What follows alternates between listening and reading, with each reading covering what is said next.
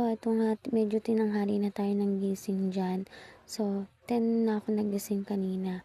So, ito muna ang ginawa ko. Niligpit ko ulit ng aming pinaghigaan. Kasi meron tayong pupuntahan for today's video. So, maghahanap kasi kami ngayon ng OJT. So, ito na mga loves. Tapos ko nang tupiin ng aming munting higaan. So, ayun na nga mga loves. After kong mag-ayos at maglinis ng aming pinaghigaan, so, naligo na nga ako kasi hindi naman ako sanay kumain kapag kagising mga loves. Sakto, tinanghali na rin naman ako. Ayan, nag-ayos na lang muna ako kasi after neto, maghahalid pa ako sa akin Junakis sa kanyang eskwelahan. So, sa mga oras na yan is mga 10:45 AM na. So, minadali ko lang talaga mag-ayos kasi aalisin nga kami ng 1 AM para maghanap ng trabaho. Yun nga mga loves, yung trabaho ang sinasabi ko, ay yun ang aming magiging work immersion o OJT para sa aming eskwelahan. So, ayan.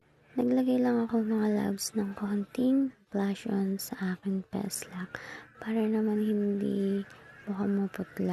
Last mga loves is nag-lip balm na lang ako para perfect. So mga loves, ito na ang ating final look for today's video. Bye-bye! So ito na mga loves, at ako'y maghahalid pa ng aking Junakis sa eskwelahan. Ito na mga loves, at ako'y maghahalid na sa eskwelahan ng aking Junakis. So yun, wala namang pinagbago. Tamang kwentuhan pa rin habang naglalakad kaming dalawa. Ito at malapit na kami sa kanilang eskwelahan mga loves. Finally mga loves, nandito na rin kami sa kanyang eskwelahan at ako'y nagpaalam na rin sa kanya dyan. At ito na nga mga loves, after ko sa kanya maghatid sa eskwelahan, tumuloy na rin ako papunta sa aking sasakyan.